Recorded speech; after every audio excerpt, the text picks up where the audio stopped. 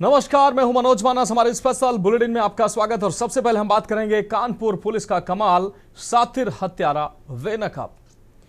Kanpur commissionerate police ने अपनी तेज तकनीकी आधारित और पेशेवर जांच का शानदार उदाहरण पेश करते हुए चर्चित कोचिंग संचालक हत्याकांड का महज 4 दिनों में खुलासा कर दिया है। जिस हत्याकांड ने पूरे शहर को झकझोर दिया था, उसे सुलझाने के लिए कानपुर पुलिस ने दिन रात एक कर दिया और आखिरकार आरोपी को गिरफ्तार कर कानून के शिकंजे तक पहुंचा दिया है।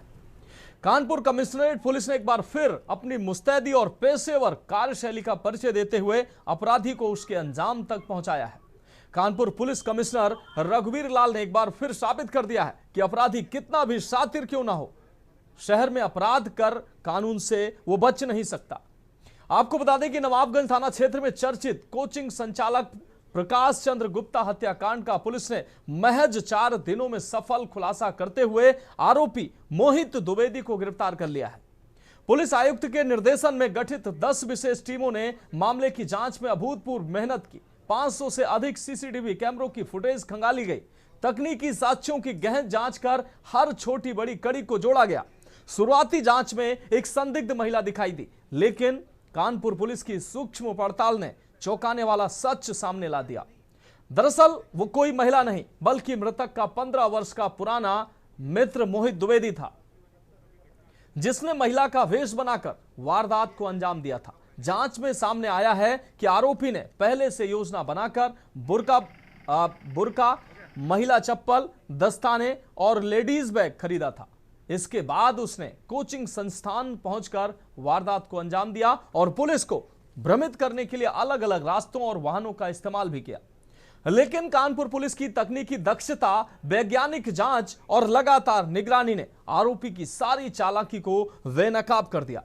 पूछताछ में आरोपी ने बताया कि वह मृतक के गले में सोने की मोटी चेन और हाथ में सोने का ब्रेसलेट देखकर लालच में आ गया था। इसी लालच के चलते उसने लूट की योजना बनाई थी। लेकिन वारदात के वक्त मृतक ने आरोपी मोहित का चेहरा देख लिया था, जिसके बाद उसने यह खौफनाक वारदात को अंजाम दिया। पुलिस ने आरोपी के कब्जे से लूटे गए सोने के आभूषण, वारदात में प्रयुक्त सामान, मोबाइल फोन, अवैध तमंचा, कारतूस और नकदी भी बरामद कर ली है। पूरे मामले में कानपुर कमिश्नरेट पुलिस की तत्परता, आधुनिक तकनीकी के प्रभावी उपयोग और सटीक जांच ने न केवल एक ब्लाइंड मर्डर केस का खुलासा किया है, बल्कि यह भी दिखाया है कि कानपुर की पुलिस मजबूत कार्यशैली अपराधियों के लिए लगातार चुनौती बनी हुई है।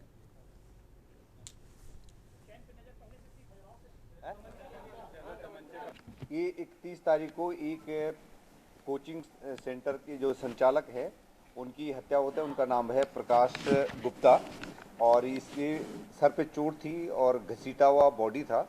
तो घटनास्थल से ऐसा लग रहा था कि या तो स्वयं भी इनके मौत हो सकती है या इनके साथ घटना कारित की गई है। उसके बाद जब वीडियो फुटेज देखा गया तो उसमें देखा गया कि एक महिला आते हुए बुर्का पहने आते जाते दिख रही है। इसी सूचना पर इसी जो है इन्फॉर्मेशन को डेवलप करा गया और डेवलप करने के बाद आज इसको मोहित द्विवेदी को पुलिस द्वारा पकड़ा गया है और मोहित द्वारा पूरा जुर्म का इकबाल किया है। इसलिए घटना करने का कारण ये था कि वादी जो मृतक है, मृतक के पास एक चेन थी और एक ब्रेसलेट था और ये इसने योजना बहुत पहले से बना रखी थी। ये खजुराहो होली के टाइम पर गए थे और उस समय पर इसने उसके गले में जो चेन देखी थी उसकी वैल्यू करीब 5 लाख के आसपास थी और इसको उसी समय से उसे लूटने का एक प्लान बन गया था। और जिस दिन इसने घटना करनी है उससे पहले इसने अपनी पहचान छुपाने के लिए यूट्यूब के माध्यम से कि यदि घटना करनी है तो पहचान कैसे छुपाई जा सकती है, तो इन्हें बुर्के का खरीदा और बुर्के का इस्तेमाल करते हुए ये जेके अस्पताल में के पास जाता है और वहाँ गाड़ी में अपने हुलिया चेंज करने के बाद घटनास्थल पर जाता है और गूंगा बन करके इसने एक स्लिप दी उनको कि क्या मुझे एडमिशन कराना है और उस पर लेकर के 10 मिनट बाद फिर ये एंट्री पाता है और मौका पाते हुए, क्योंकि मृतक भी नशे में थे और उसको उसने छीना झपटी में वो गिर गए, उनके सर पे चोट लग गई और इसने ब्रेसलेट और चेन को लूट के चला गया। बाद में इसको ये अंदाज़ा नहीं था कि इनको पकड़ा जा सकता है।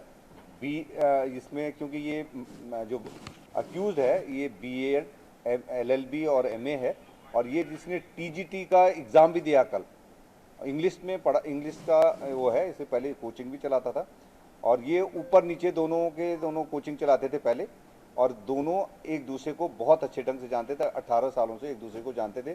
शराब पीना, जुआ करना, ये दोनों साथ साथ ही करते रहे थे।